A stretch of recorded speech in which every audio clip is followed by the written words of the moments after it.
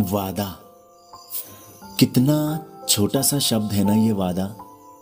पर इस छोटे से शब्द में न जाने कितने इमोशंस, कितनी फीलिंग्स और कितनी यादें जुड़ी होती हैं। कोई वादा करता है वापस आने का, कोई वादा करता है अपनी कसम निभाने का। पर जब कोई एक वादा निभाने के लिए अपना दूसरा वादा तोड़ दे, तब क्या होगा? क्या बीतती होगी उस इंसान के दिल में जिससे किया हुआ वादा अधूरा रह जाए। उस एक वादे के लिए क्या कोई जिंदगी भर इंतजार कर सकता है? क्या पता, शायद हां या शायद ना। दोस्तों, आज भी हमारे देश के सिपाही सरहद पर खड़े होकर लड़ते हैं हमारे लिए, ताकि हम सब चैन की नींद सो सकें। और इसके लिए वो अपना घर, अपना परिवार, अपने बीवी, अपने बच्चे सब कुछ छोड़कर चले जाते हैं। पर हर एक सिपाही ने एक वादा किया होता है। एक वादा अपनी माँ से, एक वादा अपने पिता से, एक वादा अपनी प्रेमिका से और एक वादा अपने बीवी, अपने बच्चों से। एक वादा जरूर किया होता। तो आज का ये सफरनामा उस एक वादे पर होगा जो ना जाने जिंदगी के कितने स्टेशंस पार करने के बाद भी अपनी मंजिल को नहीं पा सका। अधूरा ही रहा, हमेशा अधूरा ही रहा।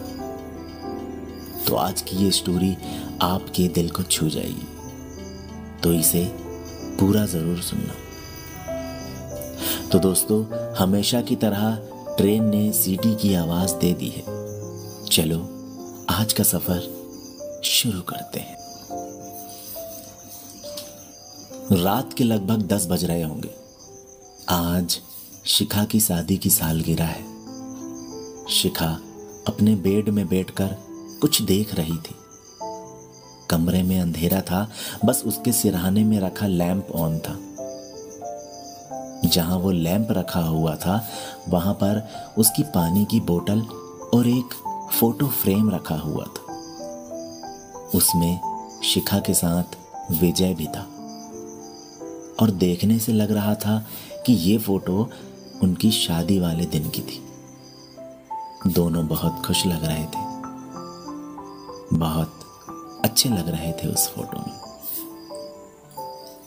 पर आज शिखा के चेहरे पर वो खुशी नहीं थी। था तो सिर्फ उसका अकेलापन, विजय की यादें, सूनी मांग और एक बेरंग से कपड़े। आखिर क्या हुआ था शिखा के साथ? और आखिर क्या देख रही थी वो, जिसे देखकर उसकी आंखों से आंसू निकल पड़े थे? क्या था? वो शायद एल्बम देख रही थी।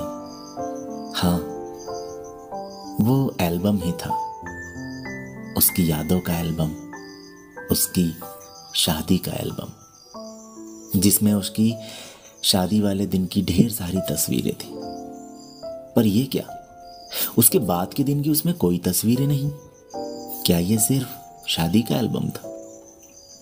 अरे नहीं, आगे और भी तस्वीरें। हाँ, शिखा और रितु की। रितु उसकी 10 साल की बेटी। आज शिखा की शादी को पूरे 9 साल हो चुके थे। रितु को उसने गोद लिया था जब वो 1 साल की थी। पर आखिर रितु को गोद लेने की क्या वजह थी? और शादी के बाद की शिखा और विजय की एक भी तस्वीरें उस एल्बम में नहीं थी। क्यों नहीं थी? रात के करीब 11 बज चुके थे और ना जाने ऐसे कितने सवाल इस वक्त ने अपने सीने में छुपाए रखे थे, जिनका जवाब शायद सही वक्त आने पर ही पता चलता। अचानक से दरवाजे पर किसी ने दस्तक दिया। शिखा ने पूछा, कौन? रीतू ने आवाज दी, मम्मा मैं हूं, क्या मैं अंदर आ जाऊं? शिखा ने कहा, हाँ बेटा आ जाओ। रीतू ने दरवाजा खोला और अंदर आकर शिखा के पास बैठ गई। शिखा ने कहा, क्या हुआ बेटा, नींद नहीं आ रही क्या? रीतू ने कहा, नहीं मम्मा। तो शिखा बोली, कोई बात नहीं, आओ मेरी गोद में सिर रखकर सो जाओ। रीतू ने उसकी गोद में सिर रखा और आंख बंद करके लेट गई।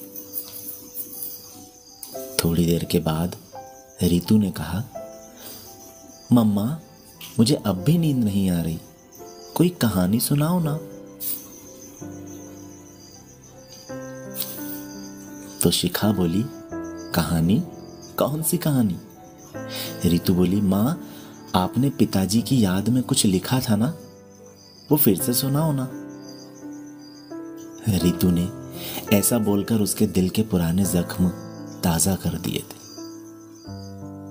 पर उसने अपने दिल को संभालते हुए कहा, ठीक है आंखें बंद करो, मैं तुम्हें वो पोयम सुनाती हूं।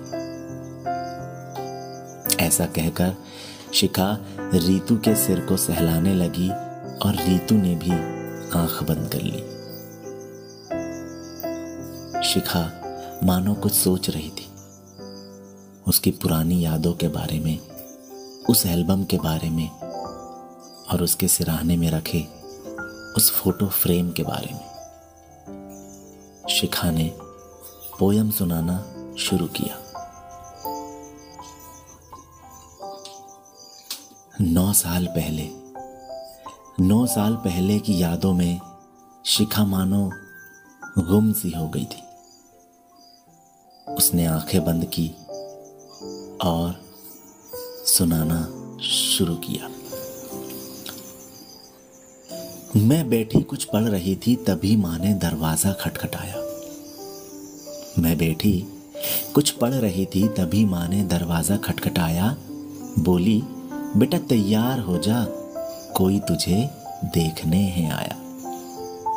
मैं बाल बनाकर जा बैठी, वो सामने बैठे मुझे देख रहे थे।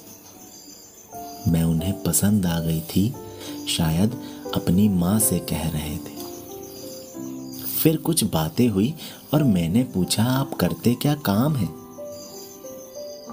वो गर्व से बोले, भारत का सैनिक हूं और वर्दी मेरी शान है। फिर हमारी शादी हुई और मैं बैठी सेज पर उनका इंतजार कर रही थी। फिर हमारी शादी हुई और मैं बैठी सेज पर उनका इंतजार कर रही थी कि तभी उन्हें खबर मिली कि दुश्मन देश की सेना भारत की सरहद पार कर रही थी। वो वर्दी पहने मुझसे बोले, कसम ली थी देश की, मुझे अब जाना होगा। वो वर्दी पहने मुझसे बोले, कसम ली थी देश की, मुझे अब जाना होगा। मैंने भी उन्हें टीका लगाया और बोली, 7 वचन मेरे भी हैं, तुम्हें वापस आना होगा, तुम्हें वापस आना होगा। उस समय देश में युद्ध छिड़ा हुआ था। कारगिल में चारों तरफ से गोली बारूद की आवाज आ रही थी। विजय अपनी टुकड़ी के साथ पूरे जोश और हिम्मत से दुश्मन का सामना कर रहा था। इसी बीच सैटेलाइट फोन में शिखा का कॉल आया तो उसके साथी ने विजय को बुलावा भेजा। हेलो जी, कैसे हो? वहां सब ठीक है ना?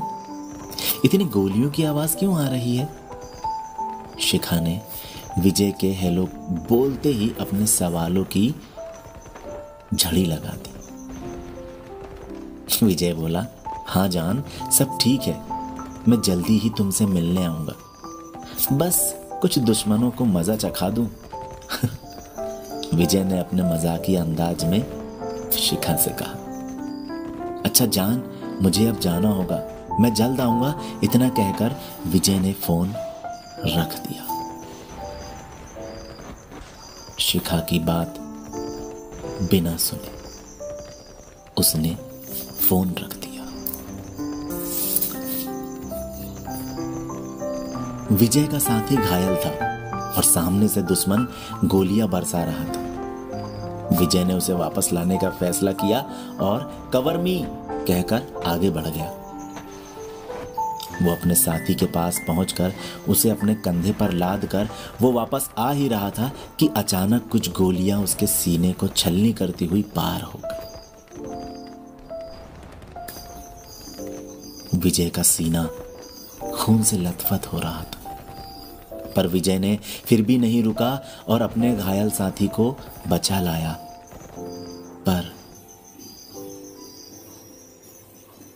पर विजय नहीं बच सका। उसकी आखिरी सांसें चल रही थी, आंखें खुली थी और हाथ में शिखा की फोटो। मानो उसकी आंखें शिखा से माफी मांग रही हो कि मैं उससे किया हुआ वादा नहीं निभा पाया।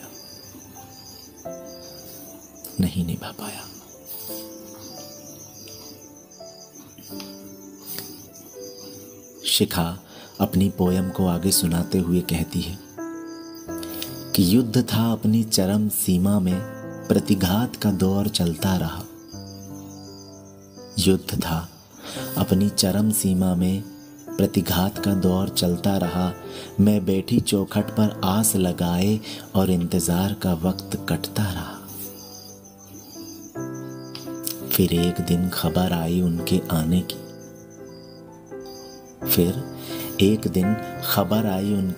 की, तब और इंतजार करना दुश्वार हो गया।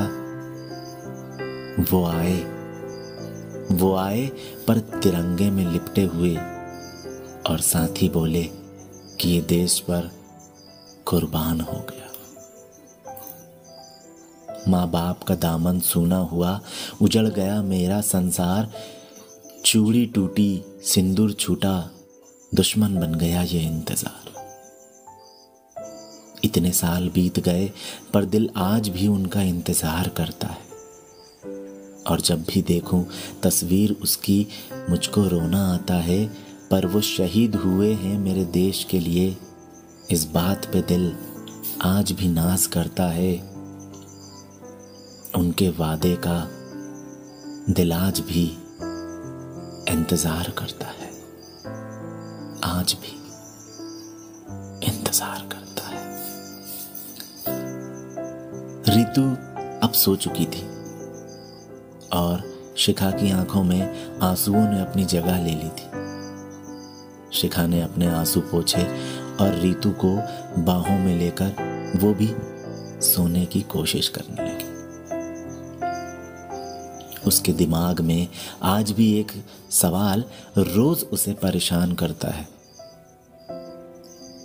कि आखिर भारत माँ से किया हुआ वादा तो विजय ने पूरा किया, पर मुझसे किया हुआ वादा क्यों नहीं निभा पाए। और फिर शिखा भी सो गई, उन वादों को, उन यादों को और रितु को अपने सीने से लगाकर। दोस्तों, अक्सर हमें देश की सीमा में खड़े सिपाही के जज्बात, उसके दिल के हालात का पता नहीं चल पाता। बस एक छोटी सी खबर पढ़ने को मिल जाती है कि हमारा कोई सिपाही आज फिर से शहीद हो गया है। पर देश पर कुर्बान हर सैनिक ने कुछ वादा किया होता है, हर किसी ने, जो कभी पूरे होते हैं तो कभी अधूरे। तो दोस्तों, आज का ये सफरनामा यहीं पर खत्म होता है। आशा करता हूं कि आपको मेरा आज का ये सफरनामा जरूर पसंद आया हो। तो इसे पूरा सुनने के लिए आपका दिल से धन्यवाद।